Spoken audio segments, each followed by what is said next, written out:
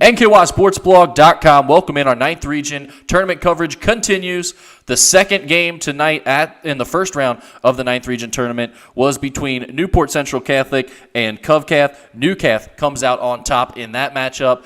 And Ryan, this game was not near as close as I think many expected it to. NewCath kind of took control early there, extended their lead in the second quarter. They led by 15 at halftime, 39-24, and they're able to close that game out, leading by as much as 22-23 at points in the second half, and really just kind of controlled that game from the start.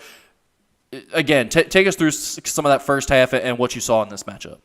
I think it basically came down to two things, and we've already talked a lot about this, but CovCath's really dangerous when they're making shots, and they're very easy to beat when they're not. And tonight, they didn't make very many shots, and that was the result we got.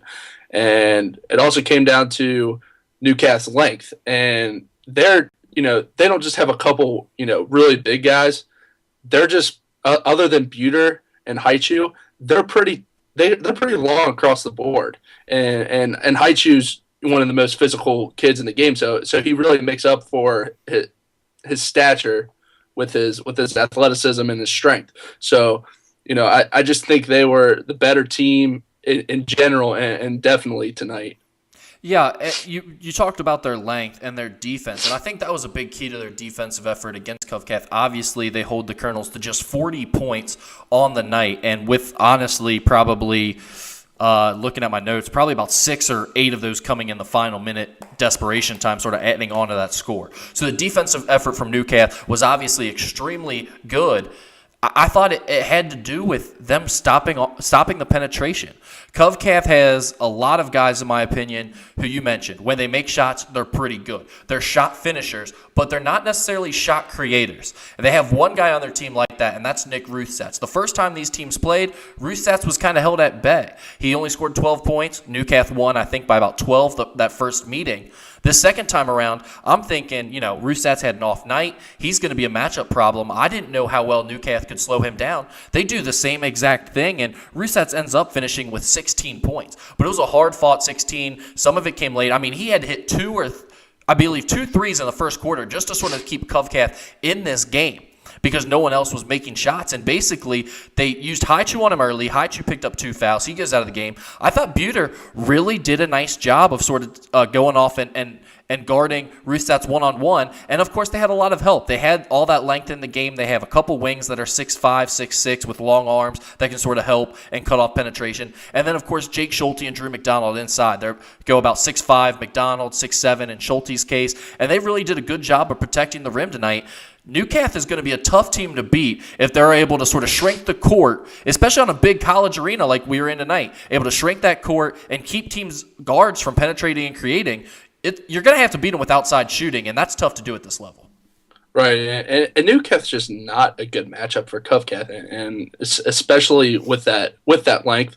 They're almost all guards other than Tobler, so they were already behind the 8 ball. And then back to your, the kind of back and forth between Buter and Ruthsatz.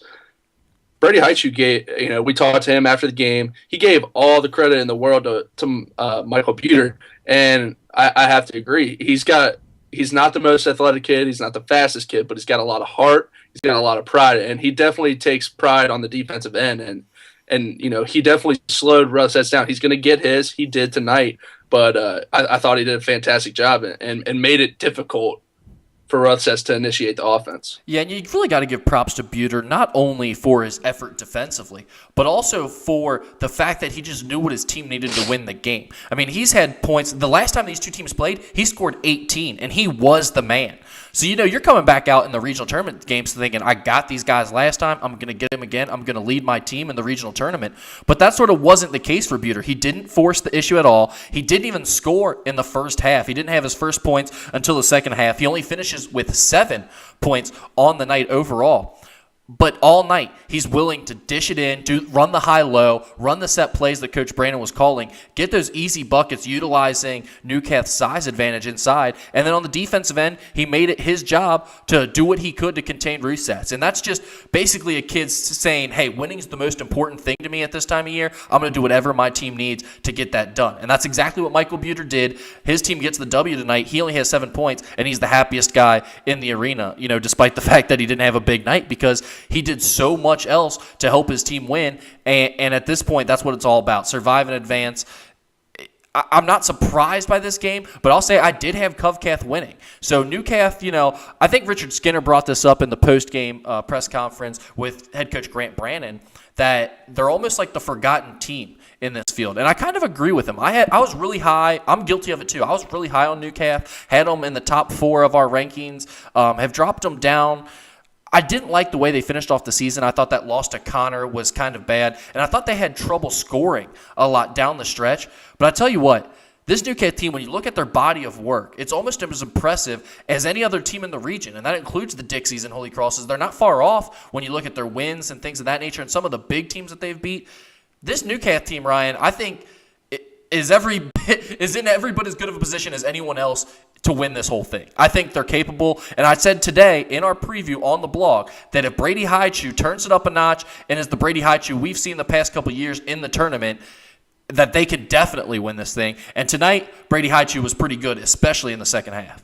Well, he definitely loves the Bank of Kentucky Center. There's no doubt about it. He's just a primetime performer. He comes up in huge situations, and that team now is the most experienced on that floor as far as what's left in the rest of the tournament with Dixie out. That's a very good point. Dixie, NewCath, those were the two teams in the finals in that great triple overtime thriller, and now NewCath's. They're standing, and they know what it takes to get there. And it just seems like they were, between them and Dixie, NewCath was by far the more focused team, and they had a common goal, and they knew how they were going to go attack it and make it successful. So I just really like what they're doing right now. They have a bunch of role players. Rick, talk about your favorite role player that NewCath has.